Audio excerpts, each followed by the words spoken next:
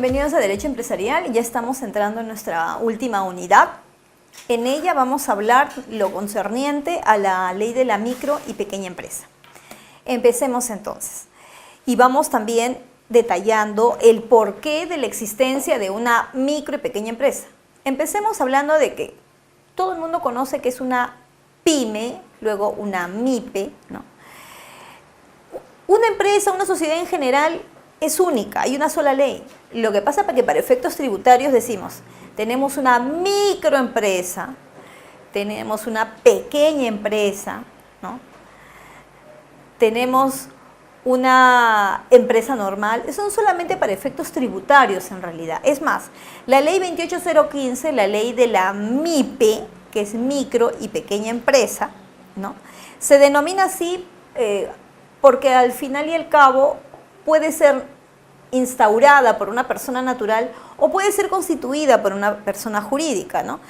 Que obviamente pueda tomar cualquiera de estos tipos de formas para efectos de ya poner en práctica o poner en funcionamiento una actividad, sobre todo crematística.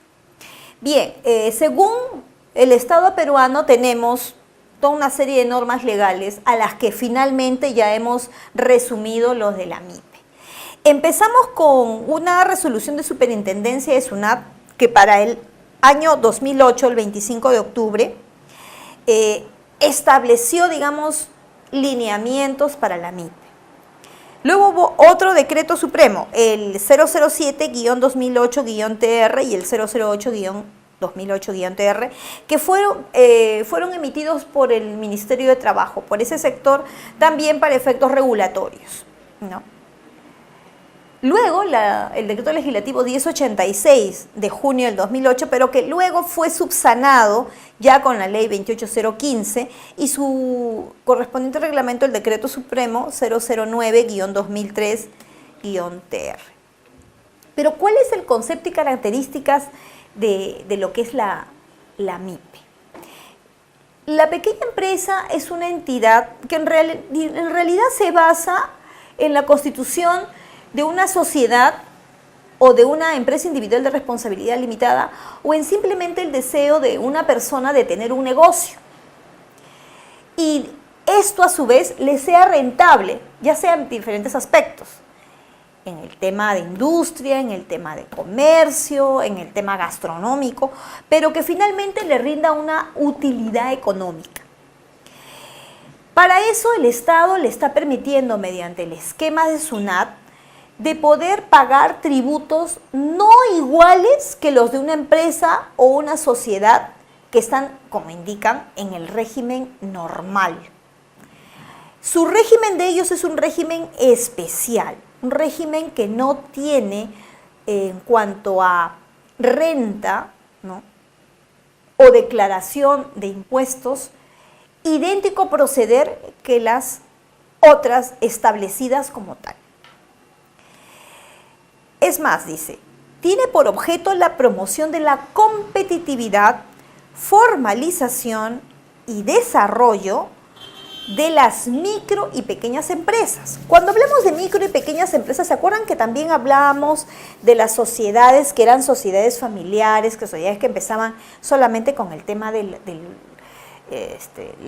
papá, la mamá, la hermana, la prima? Ya, estas son las pequeñas empresas, que empiezan familiares, pero que la gestión tributaria va a ser completamente diferente de las otras.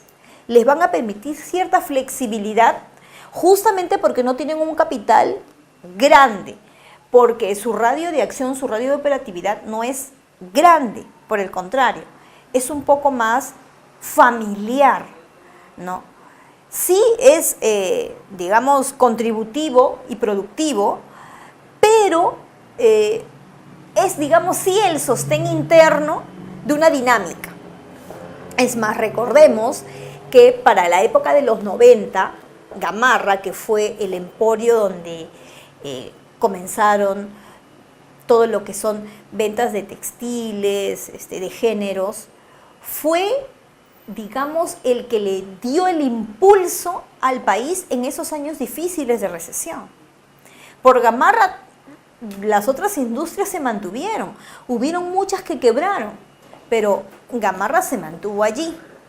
Porque justamente como son pequeños negocios, es pequeño el dinamismo, eso pudo ver el incremento productivo y sobre todo la parte económica. Entonces, volviendo al texto, dice, la presente ley tiene por objeto la promoción de la competitividad, formalización y desarrollo de las micro y pequeñas empresas para incrementar el empleo sostenible. Claro, estas empresas lo que desean es mantener un empleo, ¿no?, respecto de las personas que van a contratar. Obviamente, estas no las van a contratar en planilla. En muchos casos las contratan por locación de servicio. Luego dice, su productividad y rentabilidad, su contribución al Producto Bruto Interno, estamos hablando directamente proporcional a la afectación de la economía nacional. Dice, la ampliación del mercado interno y las exportaciones y su contribución a la recaudación diaria. Ahí hablan netamente del tema de SUNAT. ¿Por qué? Porque su tipo de recaudación va a ser diferente al tipo de recaudación que sí se realiza para una empresa individual de responsabilidad limitada bajo el régimen general o una sociedad bajo el régimen general. Vamos a ampliar un poquito lo que vamos a hablar en la sesión anterior, pero en sí las MIPES tienen toda una coyuntura, toda una historia. Algo les habíamos estado explicando que era el sostén en los años 90. Sin embargo, esto data de mucho tiempo atrás, inclusive de la época de los años 70. Todo eso lo vamos a estar viendo en la clase o en la sesión que corresponda a la importancia de las MIPES en el Perú. Pero aprovechándonos un poquito de ello, podemos mencionar que las MIPES en el Perú, al menos en lo que es el ámbito de Lima, partieron y tuvieron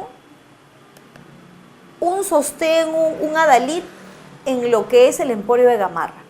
En provincia, por ejemplo, en cuanto a todo lo que es venta de calzado. Trujillo, por ejemplo, está intrínsecamente relacionado con la industria del calzado, ¿no?